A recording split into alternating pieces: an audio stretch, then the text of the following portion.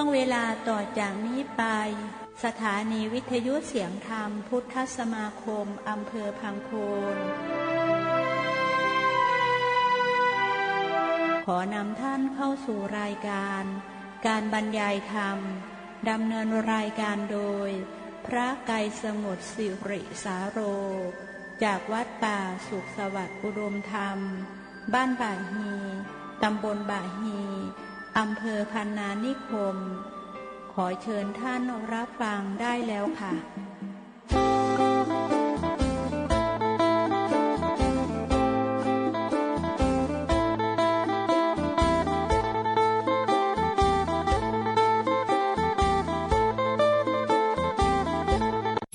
เดือนปันเดอร์ญาติโยมทุกคนทุกท่านนะนักไทยเสาร์วันที่18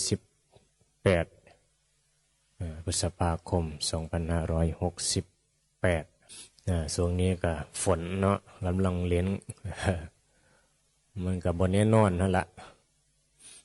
ดีแน่บ่ดีแน่แต่ละปีแต่ละเดือนแต่ละมื้อมันก็มีสิ่งปรากฏเยอะบ่ได้ดังใจหรือได้ดังใจก็ถ้ามีมุมมองเนาะเกี่ยวกับมุมมองคือกันนะมุมมองที่มองแบบยึดกับมุมมองที่มองแบบเข้าใจก็สิเฮ็ดให้ความรู้สึกทางจิตใจนี่แหละนะมันต่างกันโยสัตว์โลกนี่มีมุมมองที่เป็นไปเพื่อความยึดเป็นส่วนมากเพราะอย่างเพราะบ่รู้ที่สิมีมองแบบเข้าใจธรรมชาติส่วนมากแล้วก็สิมองแบบยึดมองแบบหลงมองแบบบ่เข้าใจธรรมชาติที่มันเป็นของเขาว่าฝนตกแดดร้อนเฮาก็สิมีตัวตนไปปรุงแต่งแล้วก็ยึดอันนั้นคือธรรมชาติที่หลงกันมาเป็นผู้หลงเป็นผู้เห็นผิดแต่ก็บ่ได้ยอมรับได้คนทั้งหลายบ่ได้ยอมรับได้ว่าเจ้าของหลงหรือว่าคิดผิดกับมีความเห็นไปในทิศทางเดียวกันว่าเฮาคิดถือแล้วเฮามีความสุขกับวันนี้เฮาคิดถือเฮามีความทุกข์กับวันนี้เฮาก็คิดถือคือกันเพราะว่าสิ่งนี้เฮ็ดให้เฮาเป็นทุกข์เห็นบ่คือไปมองข้างนอกว่าสิ่งนั้นสิ่งนี้เนี่ยเฮ็ดให้เฮาทุกข์หรือเฮ็ดให้เฮาสุขเนี่ยเป็นย้อนสิ่งนั้นมีมุมมองที่มองว่าทุกสิ่งทุกอย่างต้องได้ดังใจบ่ได้ดังใจเฮาก็เป็นทุกข์ถ้าได้ดังใจเฮาก็เป็นสุขแต่ในมุมมองของผู้รู้คือพระพุทธเจ้าเพิ่นมาสอนให้เฮามีมุมมองมีความเห็นเพิ่นเรียกว่าความเห็นนั่นแหละมุมมองก็ความเห็นที่ถูกต้องความเห็นชอบความเห็นที่เป็นไปเพื่อเรียนรู้ความจริงเข้าใจธรรมชาติที่มันเป็นของเขาคือมองให้เฮาเห็นว่ามันบ่เที่ยงนั่นล่ะอันนี้ก็เป็นคำสอนเนาะเป็นชื่อคือเห็นอนิจจังทุกขังอนัตตาเห็นตามความเป็นจริงเพื่อที่อย่างเพื่อที่จะเข้าใจละเพื่อที่จะยอมรับความจริงว่าทุกสิ่งทุกอย่างบ่แม่นตัวบ่แม่นตนบังคับบัญชาอย่างบ่ได้อาจสิได้ดังใจก็ได้อาจสิบ่ได้ดังใจก็ได้นะถือใจก็ได้ผิดใจก็ได้เป็นธรรมดาเห็นคนนินทาก็ธรรมดาคนส้มก็ธรรมดาอันนี้เป็นความเข้าใจเป็นการศึกษาธรรมที่ถูกต้องแล้วก็เฮาก็มีใจน้อมเข้ามายอมรับมันก็บ่ทุกข์เห็นบ่อันนี้เป็นสิ่งที่ว่าคนทั้งหลายขาดความเข้าใจในการศึกษาธรรมจึงมีทั้งสุขทั้งทุกข์ก็หมายถึงว่าหลงนั่นล่ะได้อีหยังดังใจก็สุขบ่ได้อีหยังดังใจก็ทุกข์จึงนำมาถึงความหลงต่อไปการศึกษาธรรมหมายถึงการศึกษาธรรมชาติที่บ่ให้หลงสุขหลงทุกข์ให้มันเฮามองด้วยความเป็นจริงมองให้ความเป็นกลางนะมุมมองก็มีหลายระดับก็ว่าหั่นละบางคนก็แม้แต่เรื่องกรรมมันก็ยังบ่ซื้อเห็นป่ะมองในแง่กรรมมันก็ยังบ่มองได้ยังมีแต่ความยึดเป็นย้อนผู้นั้นย้อนผู้นี้คือว่าหั่นละแต่ถ้าเฮามามองในแง่กรรมก็สิคลายอยู่ได้คลายความยึดธรรมชาติที่เกิดขึ้นเนี่ยฝนลมพัดมื้อนั้นก็ลมพัดแผงโซลาร์เซลล์แตะแน่นะบ่ทางน้ำตกลงมาแตะเนี่ยโอ้ยเป็นย้อนอย่างน้อเห็นบ่ ถ้ามองในแง่ของโลกก็สิด่าได้ด่าลมด่าฝน ทุกข์นะย้อนนั่นแหละย้อนลมย้อนฝนนี่แหละหรือว่าย้อนเทวดาเนี่ยย้อนผู้นั้นละเห็นบ่บ่ได้อย่างดังใจนี่เฮาก็สิโทษผู้นั้นโทษผู้นี้แม่นบ่ถ้ามองในแง่ของธรรมในแง่ของกรรมนี่ระดับสองนี่ก็สิคายอยู่กรรมเฮาเนาะมันสงสัยมันเป็นย้อนกรรมมันก็เลยเฮ็ดให้เกิดความเสียหายให้การสูญเสียนะเห็นบ่เจอพ่อบ่ดีเจอแม่บ่ดีนี่มองในแง่กรรมก็คายความเนี่ยยึดระดับหนึ่งได้เห็นบ่บ่ทุกข์หลายมองในแง่กรรมแต่ถ้ามองในแง่ของผู้ปฏิบัติธรรมมองในแง่ของผู้ฉลาดนะในการเรียนรู้นี่มองด้วยเหตุปัจจัยโอ้เป็นธรรมดาบ่เป็นหยังลมฝนพัดมาแผงโซล่าเสี้ยวแตะราคาเท่าใดคืดไปได้เนาะเพียงละ 3,000 วันนี้แหละถังน้ำก็เป็นธรรมดาเหตุปัจจัยนะนี่มองในแง่ของผู้ภาวนาปฏิบัติธรรมสิมองว่ามันเกิดขึ้นมันก็เกิดขึ้นแล้วนี่มันก็ดับไปแล้วที่ไปกังวลวิตกกังวลยังเห็นใดได้แกบ่ได้แล้วมันแตะแล้วเห็นปะนะคือมองแล้วจบไปเลยนี่ผู้เป็นธรรมผู้มองในธรรมนะเนี่ยผู้ปฏิบัติธรรมสิมอง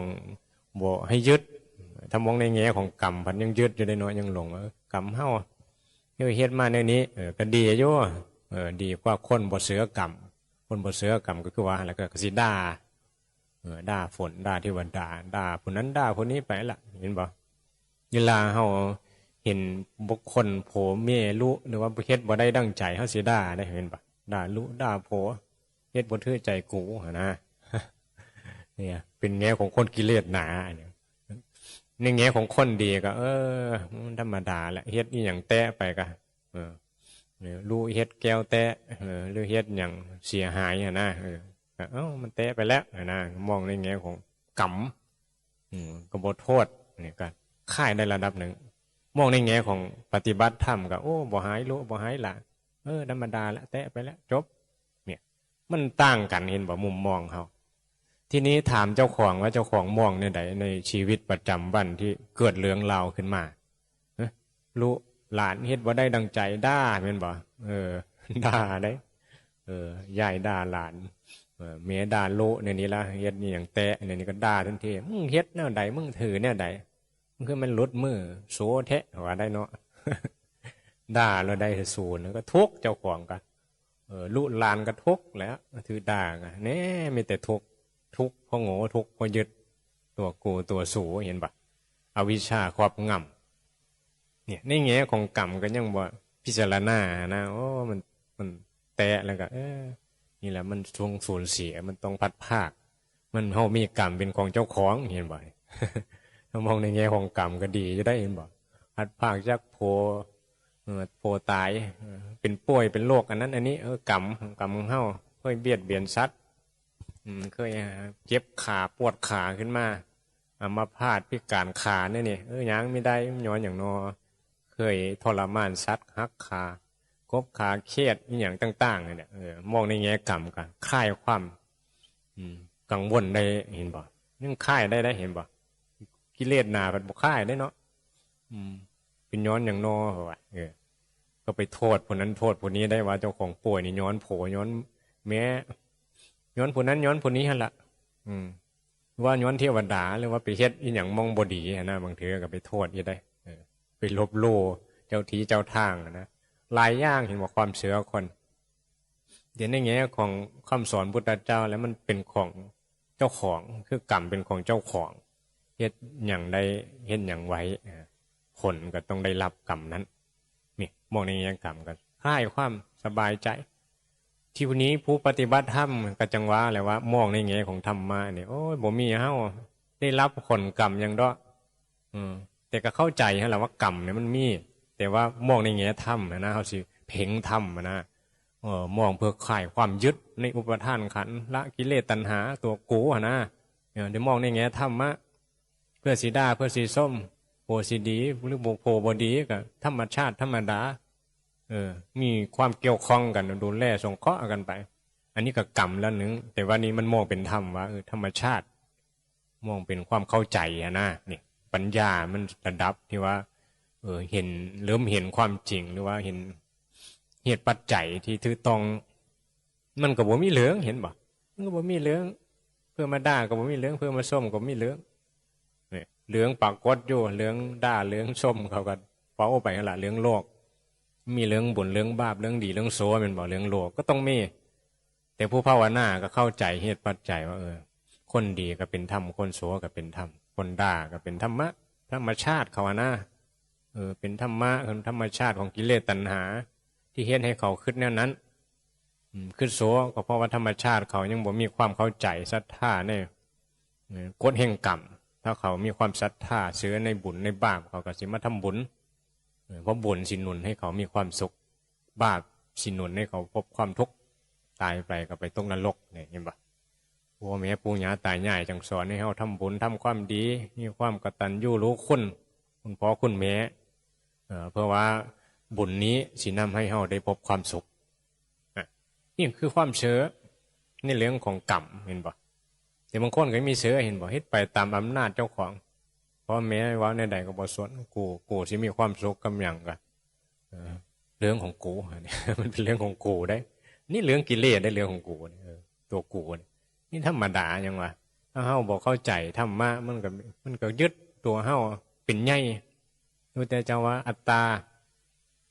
าธิปไตยนั่นแหละเอาตัวตนเป็นใหญ่ไม่ได้เอาธรรมะเป็นใหญ่ได้หรือบางเทอก็เอาโลกาธิปไตยเอาโลกเป็นใหญ่นะโลกเป็นใหญ่คือความเห็นของโลกอุปทานโลกนั่นแหละโลกเขาเห็นว่ายังมีความสุขเห็นไปตามโลกเขาเห็นว่ากามนั่นแหละมีความสุขส่วนมากโลกเขาก็มองว่ามีความสุขกับวัตถุเหมือนว่าเขาก็เชื้อเนี่ยนั้นก็แสวงหาวัตถุกามรูปเสียงกินรสเพราะมีความยึดมั่นว่าตัวกูละอัตตาอะไรเห็นบอกมันออกมาจากตัวนี้ได้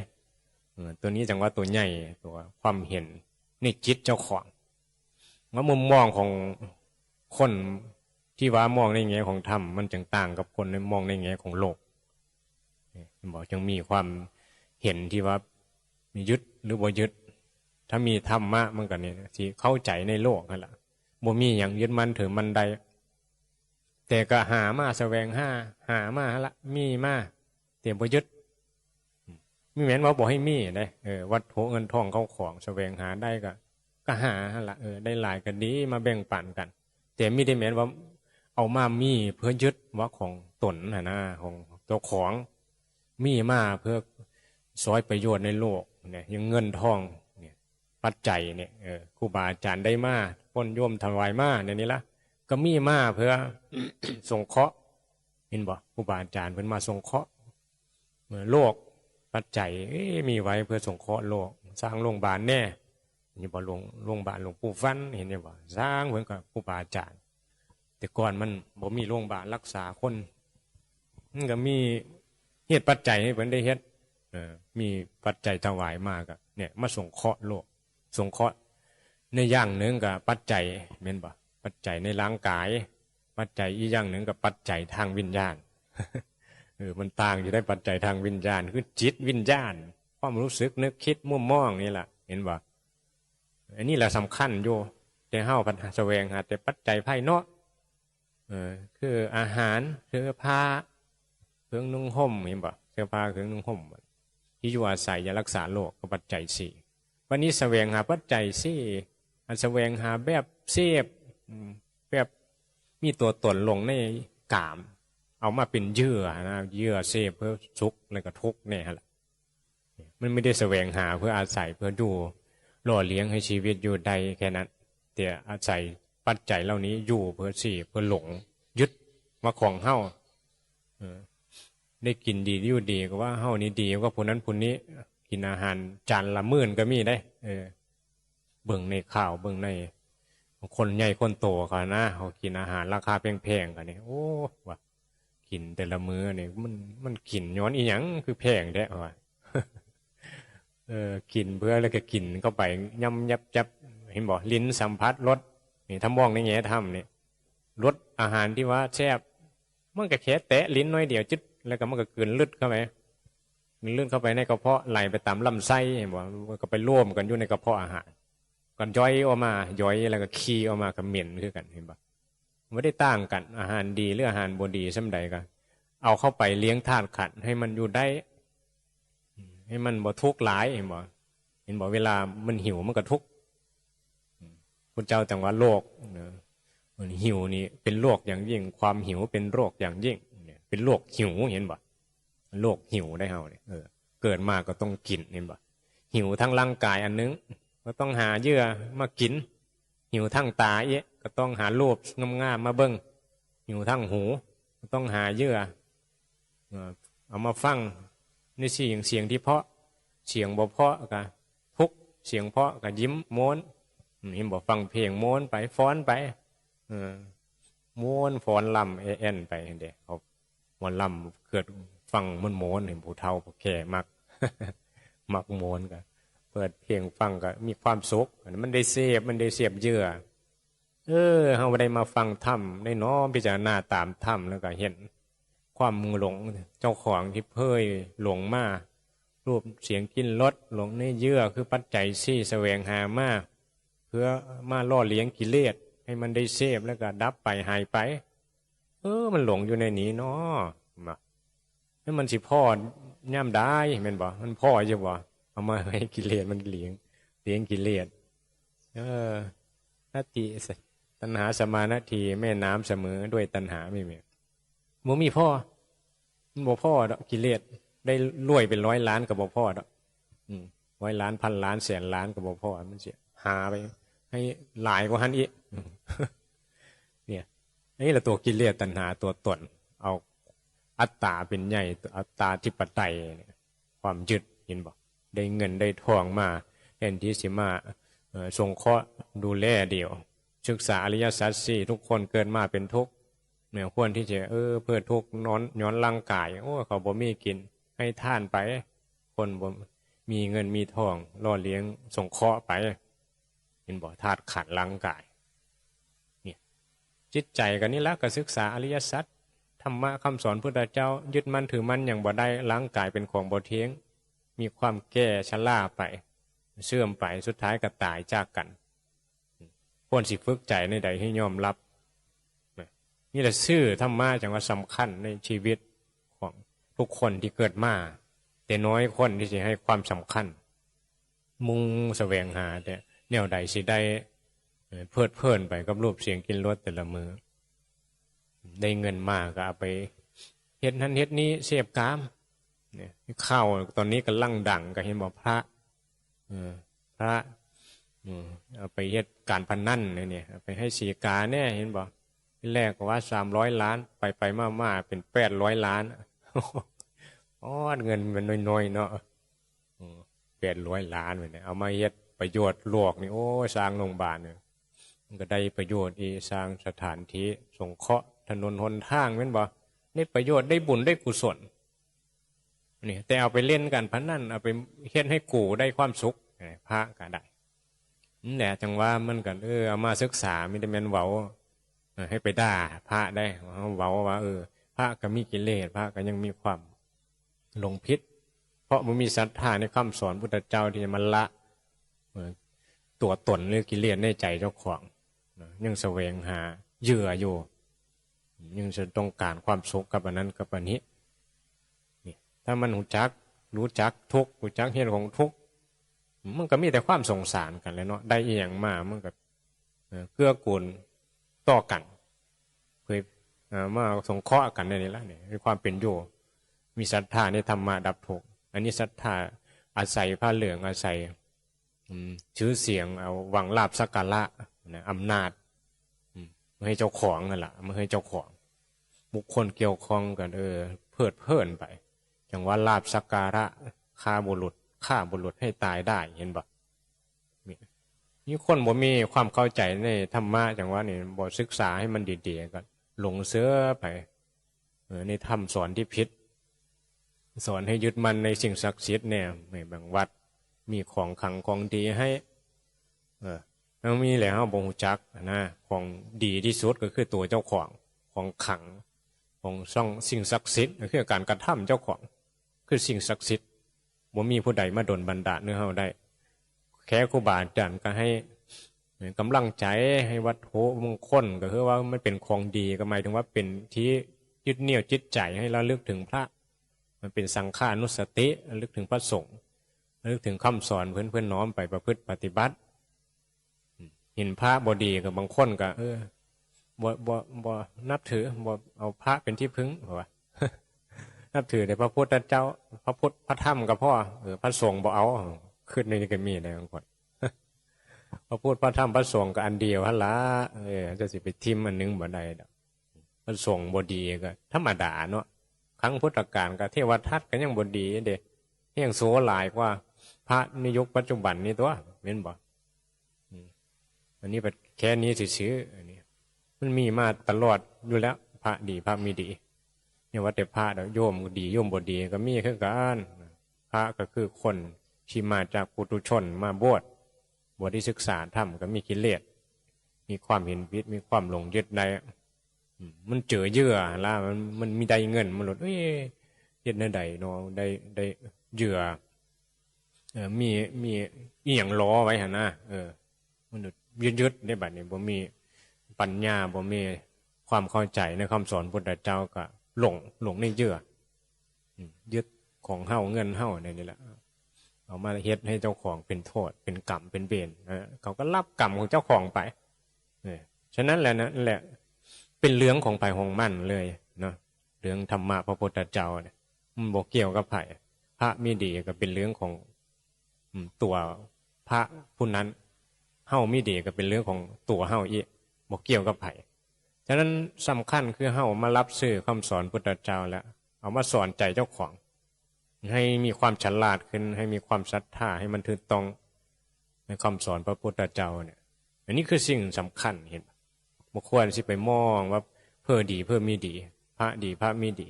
แล้วไปด่าพระดีแล้วก็ชื่นชมเพื่อหยังเพื่อให้เจ้าของได้เบื้องเป็นแบบอย่างเห็นบ่สังเกตเพื่อเอามาเป็นแบบอย่างเพื่อพัฒนาเจ้าของไม่เหมือนสังเกตเพื่อด่าเพื่อตำหนิคนทั้งหลายไปวัดไปว่าไปสังเกตจับผิดอันนี้มันบ่ถือครูบาอาจารย์ผิดอยู่บ่สังเกตว่าเพิ่นผิดก็ด่าเพิ่นหายอุปโยชน์แล้ววัดนี้แค่นี้เราสังเกตเพื่อพัฒนาเพิ่นเฮ็ดบ่ถือแนวใดเพิ่นเฮ็ดถือแนวใดเนี่ยเพิ่นปฏิบัติในนี้นี่เพื่อมีหยังเนาะอุบายในนี้ดีอยู่บ่เหมาะกับเฮาอยู่บ่นี่ก็น้อมมาภาวนาให้เจ้าของพัฒนาขึ้นเห็นบ่มุมมองจังหวะสำคัญการสังเกตคนก็สำคัญสังเกตเพื่อพัฒนาไม่ใช่สังเกตเพื่อตำหนิเพื่อติเพื่อด่าเกียรติเพื่อให้เจ้าของฉลาดบอกครูบาอาจารย์เฮาก็เว้าดูอยู่ว่าหลวงปู่ชายเห็นอยู่บอกไปอยู่วัดหลวงปู่มัน3 มื้อนึงฉลาดหูจักสังเกตครูบาอาจารย์เฮ็ดในนี้โอ้ยเนี่ยมีความเข้าใจเลยในธรรมะคำสอนพุทธเจ้าฟังเทศบ่ได้จักมือนึงเห็นบอก2-3 มื้อมันก็เนี่ยศรัทธาพลังเต็มเปี่ยมตั้งใจมีความเพียรมีกำลังมีศรัทธาเห็นบอกมีความเพียรวิริยะสติสมาธิปัญญาเกิดขึ้นแล้วก็เพิ่นแหละจากสังเกตที่พัฒนาเจ้าของมีแม่นเฮานี่แหละไปวัดไม่ได้ประโยชน์อย่างมาวัดก็มาสังเกตพระสังเกตไม่ออกไม่ชี้ไม่มีเจ้าของเศร้าหมองกลายเป็นบาปจอยเห็นปะกลายตกนรกแทนที่มาเข้าวัดมาแทนที่จะได้ขึ้นสวรรค์กับตกนรกเนาะสถานที่วัดสถานที่เข้ามาวัดแทนที่เราให้เจ้าของเกิดบุญกุศลเห็นพระเห็นชี้สมณะแล้วเกิดความฉลาดเห็นบ่นี่เกิดความคิดที่เป็นบุญกุศลเกิดแรงศรัทธาจะทำบุญเด้จะเฮ็ดนั้นในนี้ถวายเพิ่นเด้เนี่ยบุญเห็นผู้นั้นเฮ็ดบุญก็โอ้ยินดีอนุโมทนานำเด้อน่ะมันเป็นบุญตัวอันนี้มาแล้วผู้นั้นเฮ็ดบุญคือเฮ็ดหลายกว่าเฮาแท้โอ้อีหน่ายนี่เฮ็ดอวดซื่อๆดอกเพราะว่าในนี้ก็มีเห็นบ่บางเทื่อก็เขียนใบปวารณามาบ่อ่านให้ก็ข้าน้อยคือบ่อ่านให้ข้าน้อยแน่บ่ได้ยินเลยเขียนไปนี่ไปถามเบิ่งผู้ใดเขียนวันนี้ก็เขียนไปแล้วก็ถวาย300อ่าน200ก็ศูนย์อีไม่ได้แม่นเด้อค่อยเขียน300อ่าน200เห็นบ่กลายเป็นบาปกลายเป็นความหลงเนี่ยจิตใจมันยึดหมู่จักภาวนา บ่ฮู้จักบุญเพราะว่ามีบอกแค่รักบุญก็นั่งทำใจให้เจ้าของเป็นบุญบ่ได้เขามาวัดก็กลับกลายเป็นบาปนี่บอกว่าความฉลาดบ่มีมุมมองบ่ถูกต้องนี่จึงว่าเฮาก็พิจารณาเบิ่งเจ้าของนี่แหละอาศัยซื่อธรรมะให้เจ้าของได้เกิดการมีสติพิจารณาเฮาเห็นหยังเฮาสิมองเป็นธรรมเมิดบัดนี้เห็นบ่คนด่าเฮาก็มองเป็นธรรมะคนชมก็เป็นธรรมะเห็นลูกเห็นหลานก็เป็นธรรมะนี่บ่มีตัวตนบ่มีความหักความสั่งในสิ่งต่างๆเฮ็ดความดีไปกรรมดีก็ต้องทำเห็นบ่อยู่นำเดียวก็ต้องทำความดีตัวเดียวว่ามีความเข้าใจธรรมศรัทธาธรรมมุมมองที่ถูกต้องมันก็นำไปสู่การกระทำที่ถูกต้องประพฤติถูกต้องมันก็เป็นนิสัยเป็นอุปนิสัยอันมันก็เลยเป็นเหตุปัจจัยเห็นบ่ต่อพบต่อชาติไปเกิดชาติหน้ามันก็มีนิสัยในทางธรรมสนใจธรรมเพราะมีนิสัยที่โตมาเนี่ยจังว่าสังคมสำคัญอยู่นะครับตัวเจ้าของเป็นผู้กำหนดเองเนี่ยพี่หน้าเบิ่งเอาอาตมาฟังซ้ำนี้แหละสาธุ